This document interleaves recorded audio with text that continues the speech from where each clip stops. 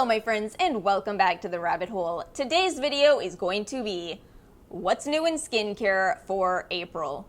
Now you may have guessed, I certainly did kind of hem and haw over whether to make this video because there's a lot less new releases than there would be in a more stable and normal time. However, we do have a handful of new releases to talk about, maybe because of how long it takes to actually get a product from concept to the shelves. So of course some products have come out and I do want to make sure to talk about them. I also thought that since this is probably going to be a shorter video than these usually are, maybe this would be a good time for me to talk a little bit about products that I mentioned in a past video in this series but hadn't tried at the time. I have tried a couple of products since and I thought it would be nice to update you guys. And I'm so happy to tell you guys that I'm back to doing trials and I'm excited. I'm excited for the trial that you guys are going to see in a week. I am going to be using, or I already am using, the Henriksen Banana Bright Vitamin C Serum. I was so happy when I saw Influencer had sent me this. But you guys know me. Do I ever do videos that are just a review of one product? Of course not. I have to take it to the next level. So what I've been doing with this is using this on half of my face, and on the other half of my face, I've been using Henriksen's Truth Serum. And I'm personally so excited for the results of that because we're going to be comparing not just two different vitamin C's from a brand, but also ethylated ascorbic acid versus sodium ascorbyl phosphate. So I think it's going to be really fun. Excited for that. And also, the last time I stepped foot in a Sephora, I got a sample of the Wishful Enzyme Scrub. And I feel like I was fairly accurate in what I thought I would think of that product. I do like it, as I tend to like enzyme-based products. I was right that it relies on that kind of Korean imported system of an exfoliating peel gel where the product balls up on itself and gives you a light physical exfoliation. And much to my surprise, it really wasn't too scented either, so I did like the product, but what's been painful for me is watching more and more reviews come in of people saying, "Oh my gosh, I can't believe how much dead skin I'm seeing every time I use this scrub." I know I talk about this all the time, but I really wish that brands would do a little bit better of a job of conveying what their product does and what its limits are, because for me, as long as people think that's what's happening, then you could use that scrub and then use another scrub that's potentially more effective and yet think, oh wait a minute, this is nothing compared to the Wishful Enzyme Scrub. I saw so much better results with that. You can't see skin cells without a microscope, which obviously means that's not dead skin, right? But as long as misinformation continues to frustrate me, it's always gonna be a little difficult for me to overlook when that is going on. So let's move on to the last product, and that's the Milk Vegan Milk Moisturizer. So I did get a small, oh wait a minute, this is a better story. I was about to overlook a great aspect of this. So the last time I was in Sephora, I also grabbed the full size of this off the shelves of Sephora. I opened it up, I stuck my nose in, and I went, oh! And I did not get a sample because it just absolutely reeked to me. It smelled so bad. So I was really confused when I started watching other people's reviews and they were saying, this is unscented. And I'm like, what did I smell then? So when I got this little size for Milk and I opened it, I was pretty floored that there is no smell to it. I am not sure what to tell you there. I don't know if somebody had stuck their hand in a bottle of perfume and then stuck their hand in a milk moisturizer. I really don't even know if the lesson here is how absolutely disgusting testers are at Sephora or potential instability of this product, but I will tell you one thing. I would highly advise when you use, honestly, any potted products, make sure that you are washing your hands thoroughly every single time you stick them in. Maybe even more so with Milk, because this is one of few brands where I've watched products go bad on me before I finish them. We talked about that with the watermelon stick and whatever other stick that I had from them. Those both grew something, so I don't know if milk just avoids preservatives or what, but something to know with this, just, make sure your hands are clean, but I actually do like it. It's a really good moisturizer, not too light, not too heavy. It did surprise me. It's quite nice. I hope that it doesn't go bad on anybody who has purchased it, but again, we're talking about a tester here. It could be anything going on. So let's go ahead and start talking about these new releases. I only have one PR item in this entire video, and we're gonna go ahead and start with that because it is from Good Molecules, and you guys know I love this brand. This is the Pineapple Exfoliating Powder. So what they have here is, first off, a powder cleanser. So if you've ever tried the Tatcha powder cleanser or the Amore Pacific powder cleanser, this is that same basic principle where you pour out the powder into your hands, you add a little bit of water, and then you use that to wash. But what's really nice about this $16 cleanser is that it has those same elements that I enjoyed in the Wishful Enzyme Scrub, as well as another one we're going to talk about in this video. I've been saying for years I believe in the power of enzymes. So if it takes Huda to get the world interested in that, then I'm fine with it. I am fine with it, and yet I appreciate that Good Molecules is over here making a similar themed idea as opposed to a direct dupe. I know a lot of people don't like straight up dupes, so here's something that is utilizing that same idea. And very consistent with the brand Good Molecules, it's a beautiful and succinct ingredients list. The base of this is rice starch, and then it's got silk powder, of course, your pineapple, 3-O-ethyl ascorbic acid for your vitamin C, no added fragrance, no added irritants, unless, of course, you have an allergy to pineapple. Another great product from Good Molecules, and if you're curious as to the purpose of enzymes, they kind of give you something similar to what AHAs do in helping to exfoliate your skin, but it is a very gentle exfoliation. And while we're here, let's talk about some other more affordable new releases. So I saw that CoverGirl has come out with 3 varieties of the Clean Fresh Prep and Set Water Mist. So this one is $9.99 for 100 milliliters. And I gotta tell you something, the ingredients list on this makes it very clear that when you are buying a refreshing face mist, which I just recently talked about, you are certainly paying mostly for water and a very basic humectant. In this one, it is butylene glycol. They are making this so clear because phenoxyethanol is the 3rd ingredient listed. Now, you guys probably already know this, but phenoxyethanol cannot appear in a product at more than 1%, so a lot of people use it as a place to estimate the 1% line, meaning that anything that follows it appears in that product at less than 1% concentration. But it's really tricky to just rely on that because, in an ideal world, I think brands would go ahead and list everything in the actual order they appear, but the fact is, once you hit the 1% line, you can list things wherever you want. So, for example, if you see phenoxyethanol as the last ingredient, that does not necessarily mean that it is the last ingredient. So to be completely honest with you, I appreciate that CoverGirl isn't trying to pretend that this product is loaded with extra ingredients. I'd much rather have a more honest product than one that is pretending to be something that it isn't. We're going right back to what I was saying with that Wishful Beauty scrub. I just want honesty, and I want, people to really know what it is that you're buying. And yeah, face mists are really basic. Honestly, they are so incredibly basic that I started making my own, and this is something that I wanted so badly to share with you guys. I already posted a sneak to this video on Instagram, but I've gone ahead and decided to can it, which might surprise you. But what I ultimately realized is there's a problem in just saying, hey, face mist is so easy that anyone can make it.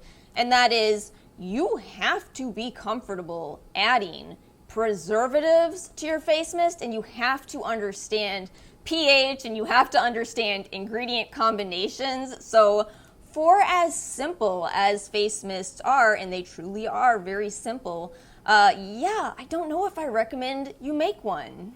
I'm saying this days after just about doing that, but yeah, it's something where you have to have a lot of knowledge going into it. If you have that knowledge, then this is something, the face mist category can cost you 50 cents to make, but you have to have that knowledge, and if you don't, this is a really good option, $9.99.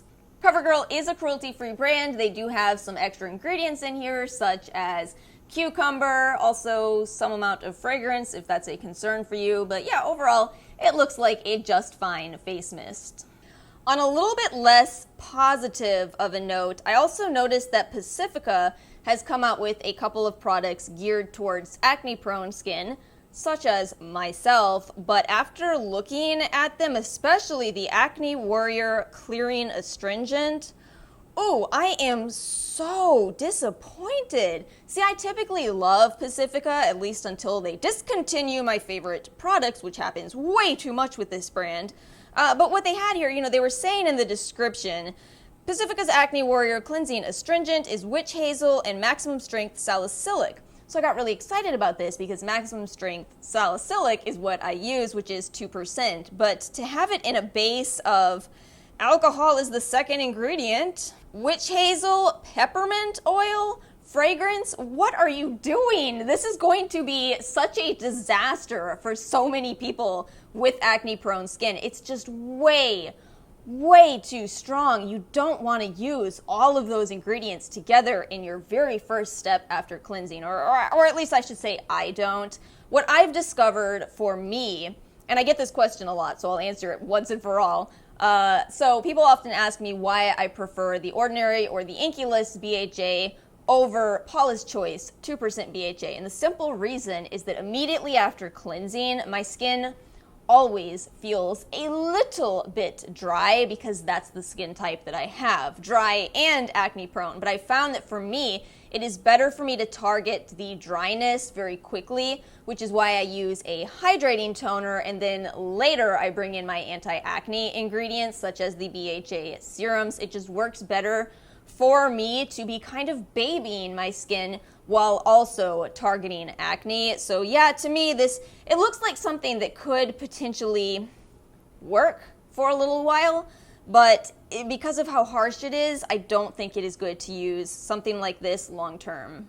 They also have the Acne Defense Face Wash, which looks a little bit better just because it is a cleanser. So even though you're putting peppermint oil onto your skin, at least you're washing it off, and lavender. But yeah, personally, I would just point you towards the CeraVe cleanser. That entire CeraVe trial went incredibly for me, incredibly. So I noticed that Honest Beauty is back on the Ulta website, and they've got a whole new line of products. I had tried the old Honest Beauty, and I actually liked them. I think that there was some kind of drama that happened with the brand Honest Beauty, ironically with the name, I think. I don't remember what it was, so if any of you know, feel free to comment. But yeah, it looks like they're trying to make a comeback, and to be honest with you, some of their products look pretty good. We have the Honestly Pure Retinol Serum, $28 for an ounce. This actually looks like a really nice formula. It's a base of squalane, a fatty alcohol, jojoba esters, no added fragrance, no essential oil, 2 forms of hyaluronic acid, and of course retinol. It actually looks like a really nice product, and $28 for an ounce? That is not bad at all. The Honest Beauty Gentle Cognac Sponge. I'm going to try this eventually when I am no longer on a super low buy. The Vitamin C Radiant Serum. This one looks okay, but a little low in the vitamin C. They're using sodium ascorbyl phosphate, which is one of my favorite forms, but it looks like it's going to be a little low in this formula. And yet, low in irritants. No irritants, actually, as long as you can use artichoke and aloe. No added fragrance. This looks like a really good direction for Honest Beauty. And before I leave the Ulta website, you guys are going to get such a laugh out of this. We have the Flawless by Finishing Touch Flawless Beauty Fridge for $59.99 because Ulta was not going to let Sephora steal their thunder. No ma'am. So now you have an option for a skincare fridge for $60 from both Sephora and Ulta. Read the reviews on both. This one does have a couple of reviews. Somebody says that theirs broke after 3 weeks, but it's really hard to confirm that when there's only 4 reviews. So, look at the reviews before you buy, but $60, that's the right price to pay for a mini fridge if you ask me. And I've actually got to leave the Ulta website to go over to the Pixi website because I noticed Ulta is not stocking all of Pixi's products for whatever reason. But meanwhile, Pixi has been releasing some new products, and it's kind of a direct split between me being interested and frustrated. So we'll start with the good note. I actually really like their expansions to the vitamin C line. Plus C Vitamin Priming Oil. So this is infused with vitamin C. This tri-phase oil nourishes, energizes, and balances skin. So this isn't really as much of an oil. It looks more like a primer from its ingredients. It does have squalane in it though. Ascorbic acid, which is really nice to see in a vitamin C product. Quite a long list of antioxidant containing ingredients, but it is Pixi, and Pixi does have a tendency to use quite a lot of essential oil type of ingredients, so make sure you check the ingredients and know your own skin before you buy kind of anything from Pixi. It might work really well for you, or it might not. For some reason, I can use citrus oils, thank goodness, or this brand would pretty much be off limits for me. Plus C Brightening Perfector. I'm really confused as to what a perfector is. You know, we just did that video talking about all the steps in a skincare routine. What is a perfector? I don't even know. Vitamin C infused complexion enhancer blurs and perfects to give skin a dewy, radiant finish. So what is it? But it does look pretty nice. It's got licorice, it's got caffeine, ascorbic again, so you know it looks nice as long as again those ingredients don't irritate your skin. The Plus C under eye brightener, I'm a little more uncertain about this one, just because pretty much any time you're throwing ascorbic acid into an eye cream or an eye serum, you really should drop the pH, but a low pH, especially around the eye area, could be irritating. So I'm not really sure about this one. If they kept the pH a little higher, then you're not really getting the maximum benefits from the ascorbic. So that was really iffy. I feel like I'd have to try it to let you guys know how that is. But let me know if any of you guys have tried this. And then let's move on to talking about their new collagen line. I thought we were past collagen in skincare. Can you think of a single hyped product right now where collagen is the focus? No. You know why? Because topical collagen is too big for your skin to absorb it. And when it comes to collagen, it is true that there kind of was a time where people did use collagen in their skincare products, and we've moved past it, again, because it is too large. But you know, the whole principle of it is that we do have a lot of collagen in our skin. It is something that decreases the older you get, so you want to put it back. But you know, again, just slapping something on is not a guarantee that your skin is absorbing it. But this is all a pointless conversation because it's not even collagen in here, and I don't know if that's better or worse. This is actually acacia collagen, which is very interesting in itself because you can only get collagen from animal, well, you have two forms of collagen. You can have either bovine collagen, which is from cows, or marine collagen from fish. You can't really have vegan collagen.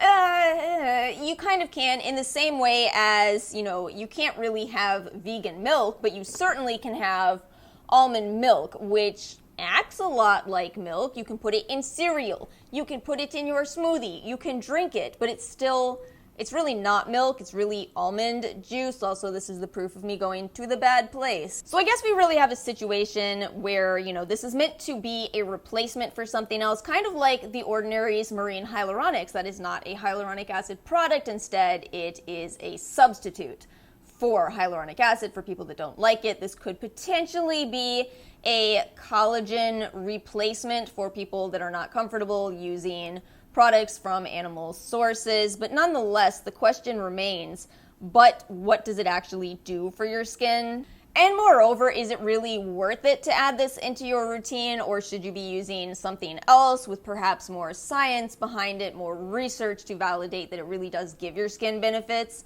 I mean, that's a rhetorical question as these things go. If you're curious about it, overall the formula looks all right. It looks very hydrating. It does have some peptide ingredients. It does have lavender in it, as well as orange and sage. You know, I think this is another case of I would like people to just know more, and rather than name your product collagen tonic, name it something like extra hydrating tonic. See, they already have a hydrating tonic, right? That's why that couldn't exist. But yeah, from looking at the ingredients of this, that's what it's going to do. It's going to be kind of a more anti-aging formula, but not necessarily because there's vegan collagen in it, because there is a blend of ingredients in it. And we'll wrap up this video with what's new at Sephora, which is actually quite a lot. So let me start with the first item that I bought, and that is the only item in this video that I bought, and that is the Milk Makeup Melatonin Overnight Lip Mask. Milk actually released this along with their Melatonin Overnight Serum, which of course I didn't buy because, as I mentioned, I don't love the stick products, and I worry a little bit about the lavender in that. I still haven't ruled out lavender as an irritant for me. This lip mask is $22, which is kind of expensive. I should actually tell you guys, I didn't buy this through the Sephora website. I don't know if any of you guys took advantage of the Milk Makeup deal, but what they did is they had this little set that was $9, and that's the set that came with the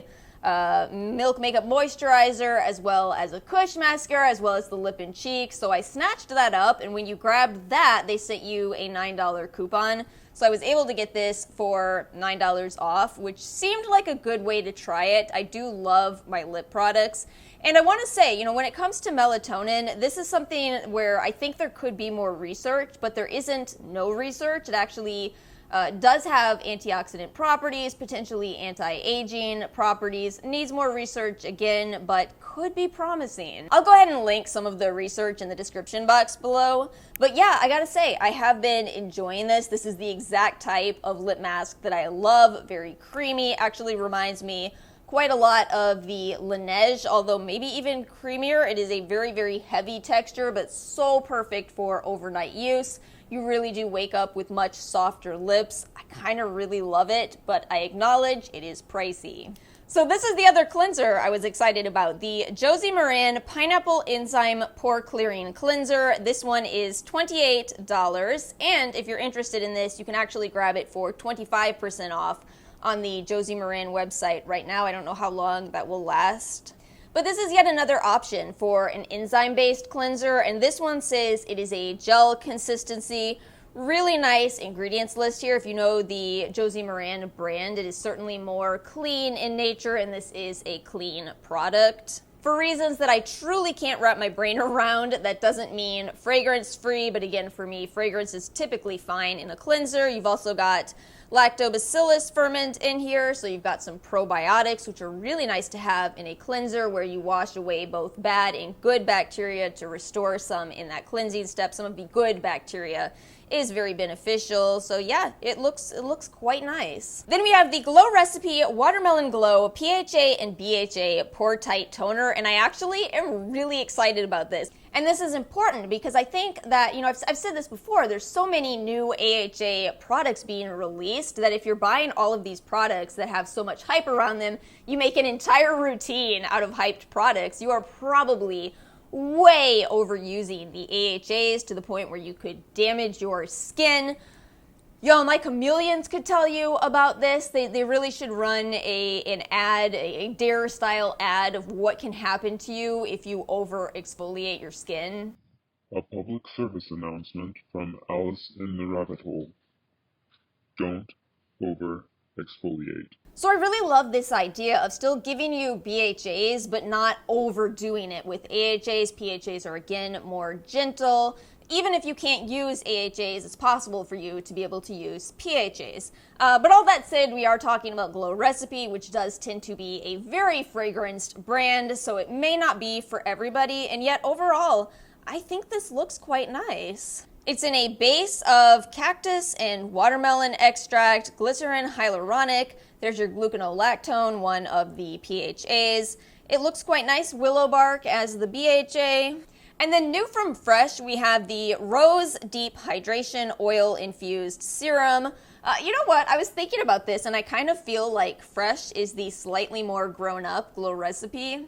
Any of you feel that? What I have found for me personally with Fresh's products is that sometimes I will find one that becomes an absolute holy grail to me, and yet a lot of their products are, in my personal opinion, not geared towards acne-prone skin. I think that they tend to be best for dry skin, and this formula right here looks like it is absolutely going to be for dry skin, most likely not at all for oily skin. It certainly does look a lot more heavy, but I really like that this is one where Fresh has kept it a little more simple overall. They did not add extra fragrance to this, which they don't need to. It's rose water to start with, which already has a nice scent in itself. Quite a few other antioxidant-rich ingredients, squalane. It actually looks quite nice. Does contain some essential oils at the end of the ingredients list though. Kate Somerville, this is really exciting. I don't believe these products are available yet, but she's coming out with a whole new line, and it is called the Delicate line. Delicate Recovery Serum, Delicate Recovery Cream, and the Delicate Soothing Cleanser. And these look like they've been formulated with sensitive skin in mind. And I gotta say, these really do look quite nice. They're saying that these are for redness or dryness. They look like they are for more sensitive skin. A lightweight, fast-absorbing serum formulated to support sensitized skin and its protective barrier. And that's exactly what I feel looking at this ingredients list. It actually looks like it's going to be really, really good. So I am quite excited about these products. I've lived and learned that Kate Somerville is a brand that runs quite a lot of sales, so you may possibly not have to pay full price for these. I seem to have grouped together a couple of products that I'm not particularly interested in. So we have the Farsali Rose Gold Elixir 24K Moisturizing Gel Cream. This may be all right for oily skin, but I was looking at the really rather negative reviews on this. It seems that it's very, very light, and also quite a few people were saying it was spilling out of the jar. I've had this happen. I think that some products that are packaged into jars really should be packaged into a squeeze tube. I only see one completely positive review here that says it's great for oily or dehydrated skin. A watery-like texture, a little goes a long way. But yeah, everybody else, even other positive reviews, were saying they had problems with it spilling, so not really sure what to tell you guys on that one. And then Wishful. So Wishful has either released or is about to release, these are both out of stock right now, a cocoon mask, which is a basic sheet mask, and it looks all right. She's got some good antioxidant ingredients in here, hyaluronic acid, aloe vera. I do see some fragrance as well as essential oil ingredients, but it's probably all right. $9 for a sheet mask is a little high, but it's not that one that kind of bothers me as much as the Chin Lift Sculpting Sheet Mask. Oh, Lord, the promo picture for this one. It's just absolutely painful. Listen, sheet masks or creams or any skincare products do not sculpt. They do not sculpt. Again, see, I want to love Huda's skincare line, but I don't want to see this kind of misinformation. It really, really frustrates me to my core. A sheet mask formulated with actives to sculpt and tone your chin's appearance so you're ready for any selfie in a flash. If you're just doing this for a selfie, figure out how to do the Photoshop thing, for goodness sake. And that's the thing, I can't get past what this product is trying to claim it does. There are 3 and only 3 ways to sculpt your face. Number 1, a surgeon. Number 2, fillers temporarily. Or number 3, gaining weight. So Huda, rather than sell this to sculpt your face, why don't you sell cheesecake? I would go for some cheesecake, y'all. I would absolutely go for some cheesecake.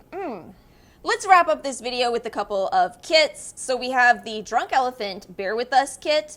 This looks quite nice. This is $100 with a $134 value, and it's got quite a nice selection. You're getting their Jelly Cleanser. You're getting TLC Framboos, which is one of my favorite Drunk Elephant products. Lala Retro, the Umbra Tints Physical Daily Defense Sunscreen, C Firma, and then the F-Balm Mask. Those are all really nice products, so certainly looks like a nice kit. And then we have the Sephora Favorites Hydrating Fruity Face Set. This is $39 with a $91 value. with this kit. It's a great value and a really great way to get to try some really popular products, including the full size of the Milk Makeup Watermelon Brightening Face Mask. However, this looks like a very scented kit, so I don't think it's going to work for everybody. It's got the Ole Henriksen Banana Bright Eye Cream in a mini size in here, which works for some people and irritates other people's skin. The Too Faced Primed and Peachy Cooling Matte Skin Perfecting Primer. All of Too Faced's products are very scented. Glow Recipe Avocado Melt Retinol Sleeping Mask. I mean, if you want to try these, this is a great way to try them, but it's probably a kit that's going to irritate some amount of people's skin. So that is all I have for today's video. Of course, let me know in the comments below if any of you have tried any of these products or what you are interested in. If you enjoyed this video, make sure to like and subscribe, and I will see you all next time.